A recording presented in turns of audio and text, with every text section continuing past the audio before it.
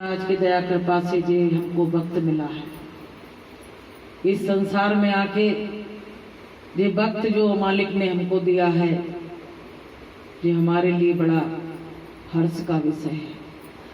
प्रेमियों, गुरु महाराज बराबर बताते हैं बच्चों अपना काम कर लो, यहाँ से निकल चलो, क्योंकि ये संसार तुम्हारा नहीं है। गुरु महाराज ने कहा काल माया की नगरी है, काल का पहरा लगा हुआ है और जाने कब काल आए और काल अपना कलेवा करके चला जाए। तो प्रेमियों, जब जब हम दुनिया में आए हमने घर बसाया, परिवार बसाया और उसको सबको छोड़ के हमको यहाँ से जाना पड़ा। बड़े दुख की बात है कि अपनी एक बहन थी, सत्संगी बहन, घोषपुरा नंबर 2 में, तो कुछ ऐसा समय ने मोड़ लिया कि पता नहीं आपसी रंजिश थी, क्या था, परमात्मा जाने, हम लोग तो कुछ नहीं जानते।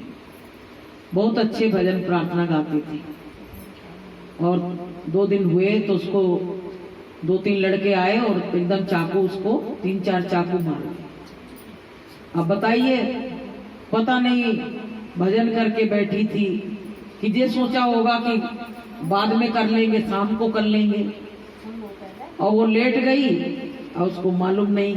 तब तक वो आए, ना इधर देखा ना उधर देखा, 5-6 चक्कू उसको मार के, तो कोई बचाने वाले आए 2 लोग तो उनको भी मार गए।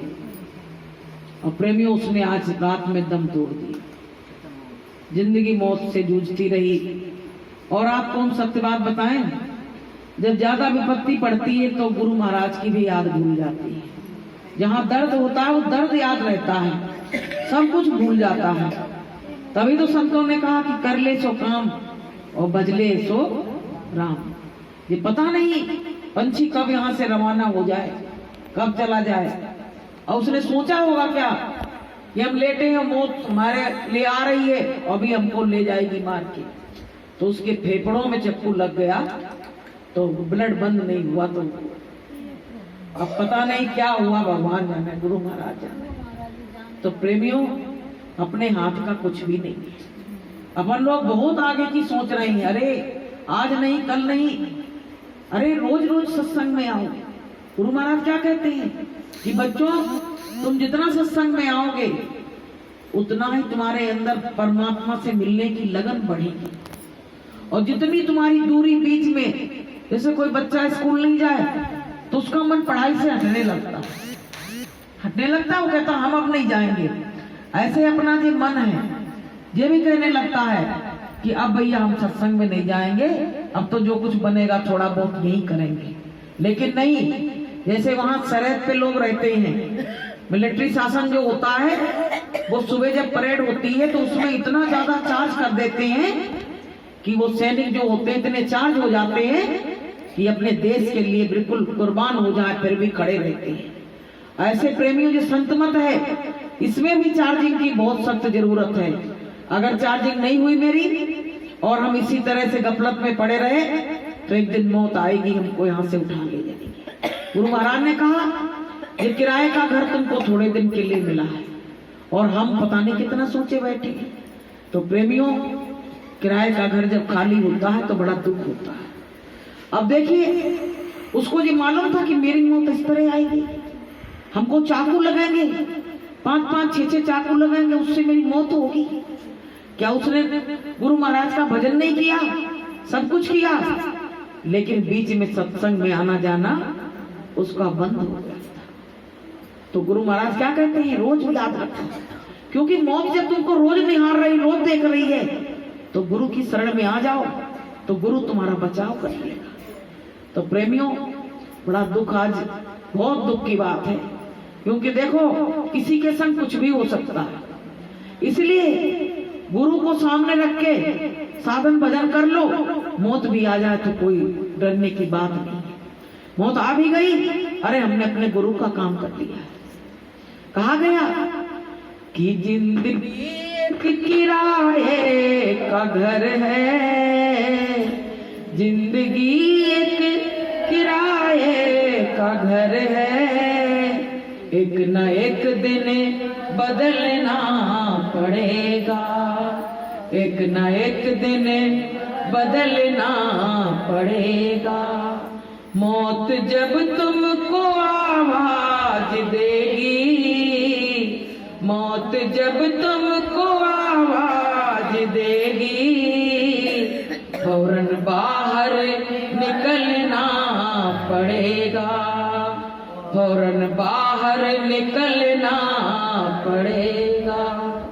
पाँव फूलों पे रखने से पहले, पाँव फूलों पे रखने से पहले, तुमको कांटों पे चलना पड़ेगा, तुमको कांटों पे चलना पड़ेगा।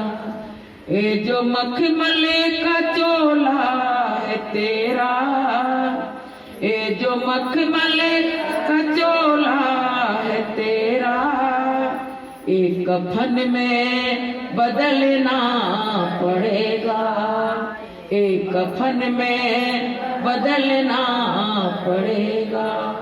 तो प्रेमियों, ये किराए का घर है, पता नहीं कब वो खाली करा ले, कुछ भरोसा नहीं है।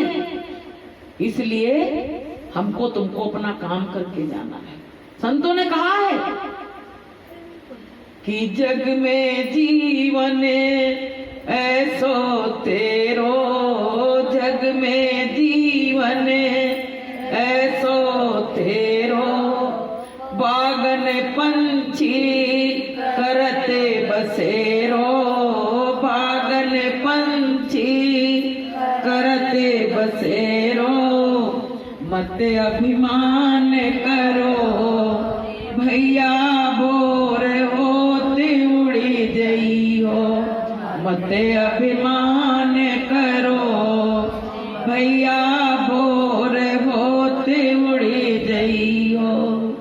तो प्रेमियों, हम लोग जब तक जान है तब तक अभिमान, अभिमान नहीं हमारे अंदर से जा रहा है। अच्छा एक बात बताओ, उसने सोचा होगा कि हम ना अपने बच्चों से बोल पाएंगे, ना अपने पति से कुछ कह पाएंगे, कुछ भी नहीं, कोई एक बात किसी से नहीं कर पाई। सीधे हॉस्पिटल गई और हॉस्पिटल में ही प्राण पखेरु उड़ गए। तो प्रेमियों, बड़े दुख की बात है। गुरु महाराज कहते, बच्चों जब तुम पे विपत्ति पड़ती, मुसीबत पड़ती तो मैं आ जाता। तो हम लोगों को ये भ्रम में पड़े हैं कि आखिर क्या गुरु महाराज आए नहीं, क्या भाई ऐसी बात हुई, क्या हमको गुरु महाराज ने इस काबिल नहीं समझा, क्या हमारे बीच में, गुरु के बीच में कोई दूरी हो गई थी क्या हमने गुरु को रिझा नहीं पाया, गुरु को मना नहीं पाया, ऐसी क्या बात हो गई जो मेरा गुरु ढाल बन के खड़ा नहीं हुआ। अगर गुरु चाहते तो चाकू में को धार नहीं होती, को लगती नहीं। और कभी कभी भक्तों की गुरु महाराज ने बड़ी मदद करी, ऐसी बात नहीं। आपको बताएं, मेरा भाई जा रहा था और पुल टूट गया, तो उसके जो आसपास वो लगे रहते हैं रोकने के लिए, टूट गया, गाड़ी जाके सीधे नदी में गिरने वाली थी। तब तक एक पेड़ लगा था, तो पेड़ के ऊपर गाड़ी लटकी, पेड़ पे 4 व्हीलर गाड़ी उस पे लटकी। अब जो निकले वो देखे, वो कह रहे हैं कि भैया इसमें 4 लोग बैठे हैं और सब कंप रहे, बुरी तरह से कंप रहे। और मेरा भाई जो बैठा था, गुरु महाराज का भजन करके सुबह गया था, फील्ड का काम रहता, तो गुरु महाराज का भजन करके गया। तो उसमें जो 3 लोग बैठे थे वो सब शराबी थे, लेकिन कहते नहीं है, एक भक्त नाव में बैठ जाए तो नाव बच जाती डूबने से, और एक पापी नाव में बैठ जाए तो जाने कितनों को डुबा ले जाता है। तो प्रेमियों, गाड़ी ऐसी लटकी, तब तक सब पुलिस में वो हो गई, और वहां से प्रशासन की ऐसी व्यवस्था हुई कि उस गाड़ी को निकाल लिया गया और सब के सब बच गए। बताइए, तो गुरु महाराज ने कितनी बड़ी दया करी, बताइए। तो हमको कल से ये बात मेरे गले से नहीं उतर रही है कि जब उसको मारने के लिए दरिंदे आए तो गुरु महाराज कुछ ऐसा करते कि अब मान लो चाकू लगे भी तो उस पर कुछ असर नहीं होता, या ऐसी जगह लग जाती कि वो बच जाती। तो प्रेमियों, अब पता नहीं, लोग सीधे सीधे लोग भ्रमित कर देते हैं, उनको इधर नहीं जाना उधर नहीं जाना ये कह के। गुरु महाराज ने क्या किया, बच्चों हमने तुम्हारा हाथ पकड़ा है, 100 बार समझ लो ये बात को।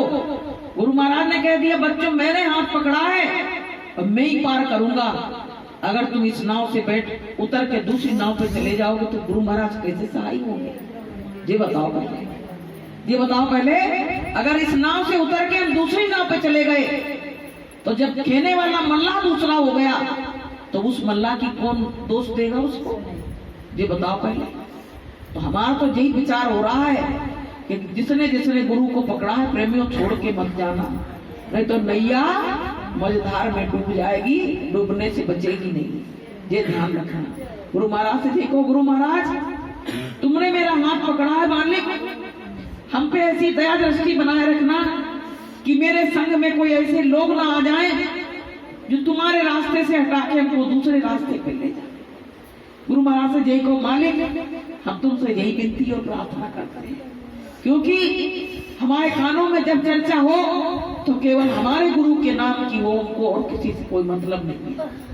तो प्रेमियों, जय गुरुदेव नाम प्रभु परमात्मा का है, जितना ले लो इकट्ठा कर लो प्रेमियों, उतना ही तुम्हारे साथ है। बाद में तुमको हम हॉस्पिटल पहुंचे तो हम गुरु को पुकारेंगे, हो सकता है हमारे मुंह से आवाज ही न निकले, हो सकता है ऐसी मुसीबत में फंस जाए कि केवल हमको परिवार दिखे और अपना दर्द दिखे, कुछ और दिखे ही नहीं। इसलिए प्रेमियों, दौड़ के भगवत के अपने गुरु का नाम ले लो, और जितना ले लोगे, जितना माल खजाना तुम इकट्ठा कर लोगे, उतने ही तुम माला माल बन जाओगे, वरना तुम्हारे हमारे हाथ में कुछ आने वाला नहीं है। इसलिए प्रेमी भाई बहनों, किसी की भी कुछ हो तो किसी का हंसी मजाक नहीं उड़ाना चाहिए, यही सोचना चाहिए मालिक उस पर दया दृष्टि कर देना। गुरु महाराज आपने कहा एक बार मैं पकड़ लेता हूं तो छोड़ता नहीं हूं, तो गुरु महाराज उसकी आत्मा को जरूर शांति दे देना, इससे वो कम से कम भटके नहीं, क्योंकि ये अकाल मौत मानी जाएगी। ये तो अकाल मौत हुई है कि आप ना आवे ताय पे उताय कहां ले जाए, ये अकाल मौत मानी जाएगी। लेकिन गुरु की दया हो जाए तो अकाल को भी वो उसकी आत्मा को शांति दे देगा, ये पावर गुरु के हाथ में है। तो प्रेमियों, हमको अपने गुरु पे भरोसा रखना चाहिए। एक बात बताएं, जिनके भरोसा टूटते चले जा रहे हैं उनका काम बिगड़ रहा है, ये ध्यान रखना। भरोसा गुरु का पूरा रखो, तुम कहीं भी चलो, कदम हमारे संग गुरु चल रहा है।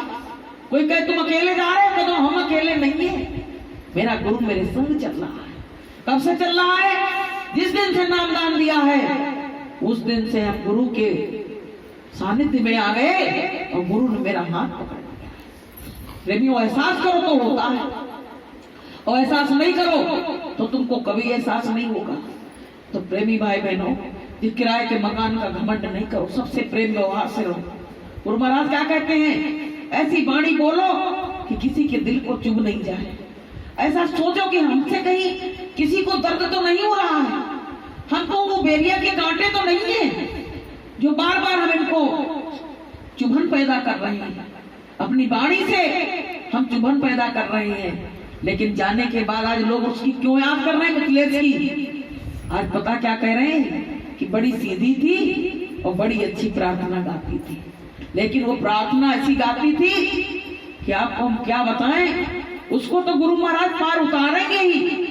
वो प्रार्थना गाती थी कि सतगुरु पार लगाओ मेरी नैया, सतगुरु पार लगाओ मेरी नैया, मैं तो वही मझधार लगाओ मेरी नैया, मैं तो वही मझधार लगाओ मेरी नैया।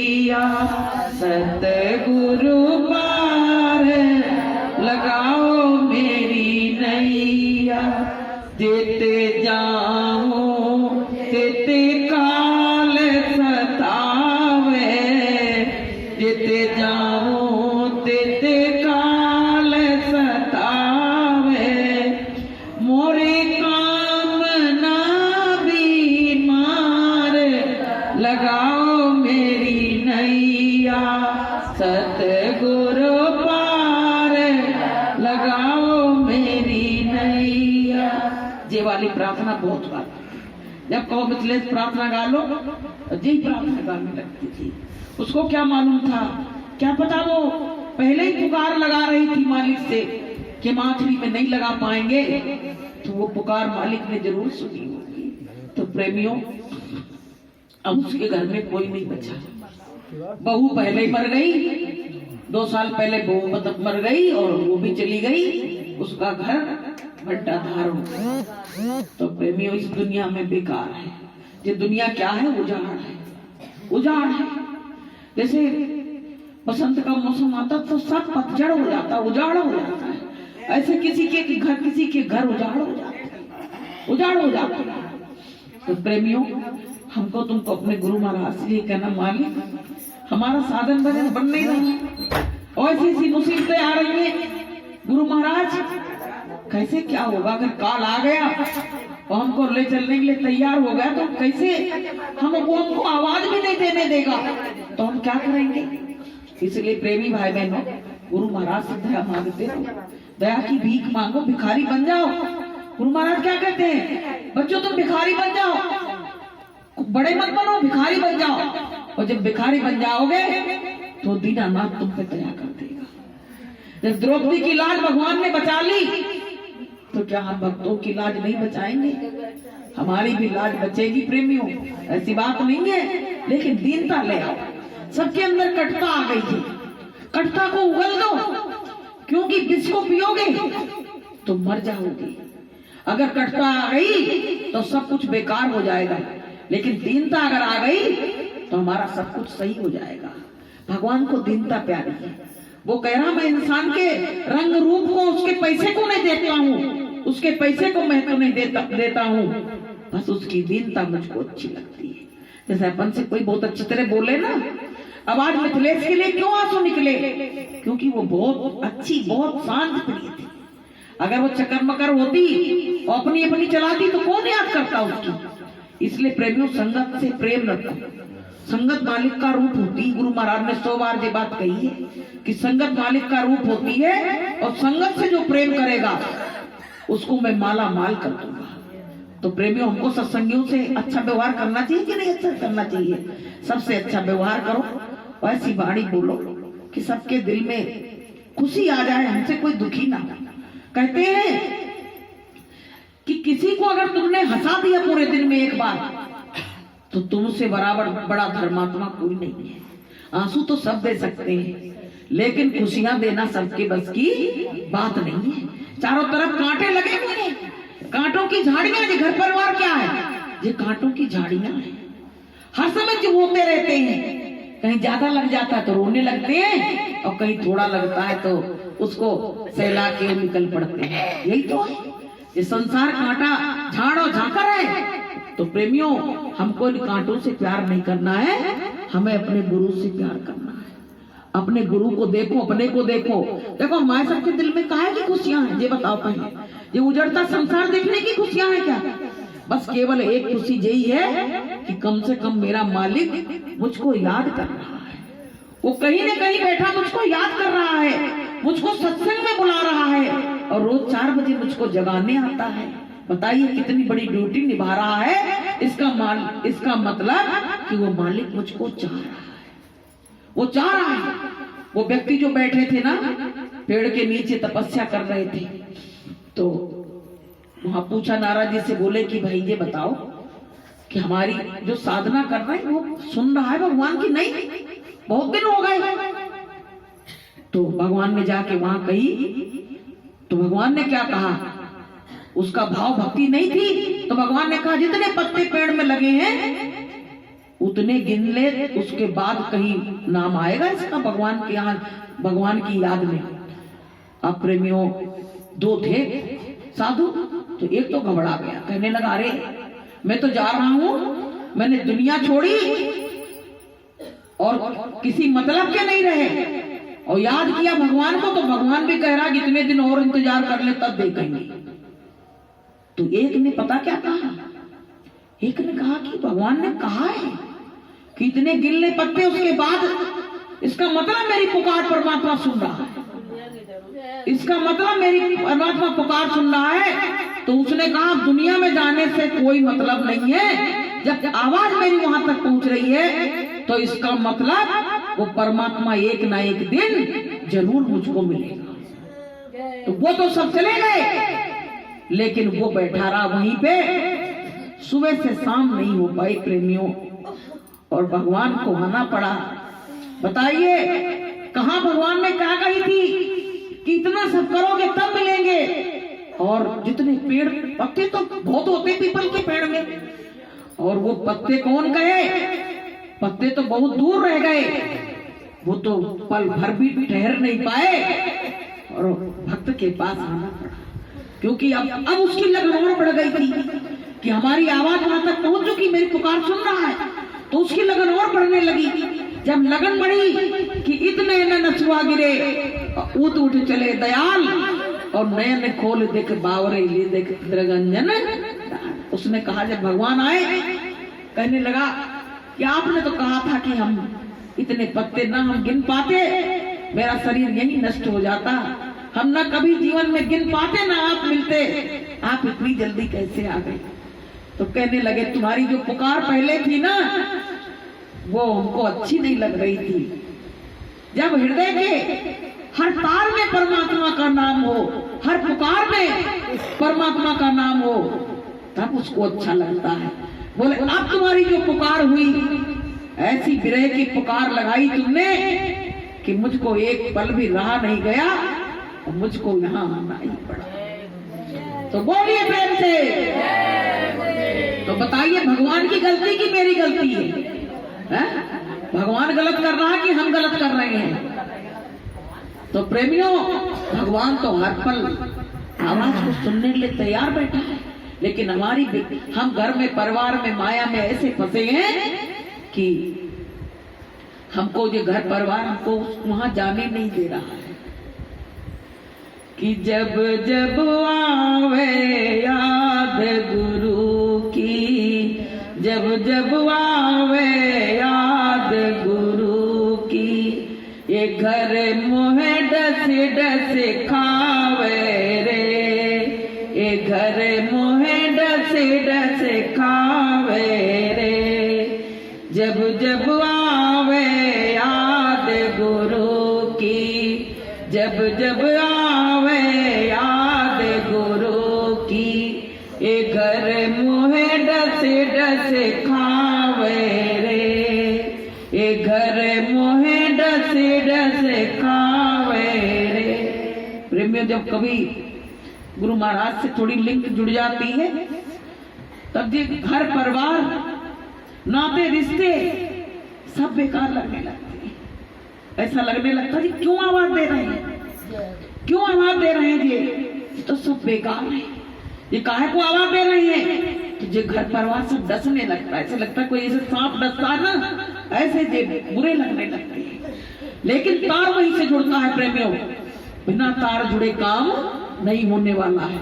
जब तार नहीं जुड़े तो तुम्हारा मोबाइल कभी चार्ज हो सकता है, जब सही से उसका प्लग लग जाता है तो चार्जिंग तुरंत शुरू हो जाती है। ऐसे मेरा तार जब परमात्मा से जुड़ जाता है तो मेरे अंदर भी वही चार्जिंग आने लगती है।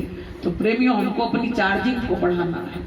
यही कहो गुरु महाराज हमको चार्ज करते रहो, सत्संग के जरिए से कैसे दया देके, अपना दर्शन देके किसी तरह से हमको चार्जिंग बनाए रखना, क्योंकि हम कहीं फ्यूज ना हो जाए। फ्यूज चीज को कोई रखता है, बल्ब फ्यूज हो जाएगा तो उसको फेंक देते हैं। ऐसे अगर हम फ्यूज हो गए तो हम किसी मतलब के नहीं रह जाएंगे, हम भी फेंक दिए जाएंगे। इसलिए प्रेमी भाई बहनों हमको जो जीवन मिला है इसमें अपने गुरु को रखो बस आगे। सब कुछ हमारा गुरु है, कोई कुछ नहीं है। क्योंकि संसार वाले तो यही कहते हैं कि हम तो भैया यहीं तक के साथी हैं, यही तो कहते हैं भाई हॉस्पिटल तक के साथी बन जाएंगे, वहां खड़े हो जाएंगे। और मरघट तक साथी हो जाएंगे, इसके आगे कोई साथी बनने वाला नहीं है। अब यहाँ के तो तुम बन गए, लेकिन आगे का मेरा साथ कोई कौन निभाएगा? ये बताओ पहले। आगे जो बहुत वैसी नगरी है वहां जाना है, तो वहां हमारा साथ कौन निभाएगा? तो प्रेमियों, हमको ऐसे साथी की जरूरत, ऐसा साथी मिल गया जो वो कह रहा है कि हम तुम्हारा साथ छोड़ेंगे ही नहीं, और हम फिर भी उसकी कदर नहीं कर रहे हैं। तो प्रेमियों, हमको हर क्षण सांस सांस परमात्मा का नाम लेते हैं। बहनों सुनो, माला ही, तुम सोचो माला लेके बैठे तभी हमको गुरु की याद आए? नहीं। जैसे किसी की याद आती है ना, कोई हमारा प्रिय बिछड़ जाए, हमको उसकी याद जब आती है तो क्या हम उसकी फोटो लेके बैठते हैं? वो तो हृदय में घुस गई, अब तो वो निकल ही नहीं रही है। वहां खा रहे हैं, पी रहे हैं, काम कर रहे हैं, लेकिन वो याद नहीं जा रही है। और जब ज्यादा तेज हो जाती है तो कीक निकल पड़ती है, उठ पड़ती है, रोने लगती है। तो प्रेमियों, ऐसे बस यही चीज हमें अपने गुरु के लिए करना है। जिस दिन ये भाव हमारे अंदर प्रकट हो जाएगा प्रेमियों, गुरु महाराज हमसे दूर नहीं है। गुरु महाराज हर क्षण हर पल मेरे साथ हैं। दूर रहने से दूर थोड़ी हो जाते। गुरु महाराज ने कहा, बच्चों तुम मुझको देख नहीं पाते, मैं तुम्हारे पास ही खड़ा रहता हूं, क्योंकि तुम्हारे दुख में, मुसीबत में, परेशानी में मैं खड़ा रहता हूं। तो प्रेमियों, हमारा गुरु सच्चा है, हमारा रास्ता सच्चा, भटकना नहीं। भटक गए, फिसल गए, अगर दूसरी नाव पे बैठ गए तो सब बेकार हो जाएगा। जो मल्ला मिला है खेने वाला नाव, उसने कहा है इस नाव रूपी जहाज में जितने भी बैठ जाएंगे सबको मैं पार कर दूंगा, और इसमें संशय की जरूरत नहीं है। तो प्रेमियों, हमको किसी और नाव में बैठने की जरूरत नहीं है। बोलिए प्रेम से। तो प्रेमियों, हम अपनी वाणी को विराम देंगे। और सुरेश भाई साहब आ गए हैं, तो दो वचन उनसे भी आप लोग सुने, क्योंकि हमारे अंदर कोई ज्ञान विवेक तो है नहीं। हम तो कह रहे पागल ही हो जाए पूरी तरह से। संसार के लिए पागल हो रहे तो क्या है, हम तो परमात्मा के प्रेम में पागल हो जाए, तब तो बहुत अच्छा हो जाए। लेकिन अभी क्या है, हम संसार में पागल है। जिस दिन परमात्मा के प्रेम में पागल हो गए, उस दिन तो आनंद ही आनंद आ जाएगा। और ऐसा आनंद कि जैसे गूंगे को गुड़ खिला दो ना, और उससे पूछो तो बता ही नहीं पा रहा, वो चीज अपने अंदर आ जाएगी, वो भावना अपने अंदर आ जाएगी, और प्रेमियों वहीं से काम होना शुरू हो जाएगा। आखिर ये बताओ, सत्संगी प्रेमी एक एक करके जा रहे हैं, इंतजार करके सतयुग का, गुरु महाराज आएंगे जी, इंतजार कर रहे हैं। क्या इंतजार हम लोगों का पूरा होगा? कब पूरा होगा? कुछ नहीं कहा जा सकता प्रेमियों। पता नहीं कि सतयुग में आगमन मिले ना मिले, कुछ कर्म ऐसे हो। तो जो कुछ करना है कर ले सो काम, और भजले सो राम। बस मालिक को याद करो, अपने अपने गुनाहों की माफी जरूर मांगो। अगर गुनाहों की माफी नहीं मांगी, उनको छिपाए रखा, तो प्रेमियों गुरु महाराज दया नहीं करेंगे। माफी मांगने में डरो नहीं, क्योंकि वो तो परमात्मा सबको गुनाहों को माफ कर देता है। ये वो गुनाह नहीं है, वो तो परमात्मा कह रहा तुम आ जाओ, आंसुओं को यहाँ गिरा दो मेरे मंच पे आके, और मैं ना तेरे गुनाहों को माफ कर दूं तो तुम बाबा जी को बाबा जी नहीं कहना। तो प्रेमियों, वाणी को विराम देते हैं। बोलिए प्रेम से जय गुरुदेव। अब सुरेश भाई साहब आएंगे, आपको थोड़ी गुरु चर्चा सुनाएंगे। जय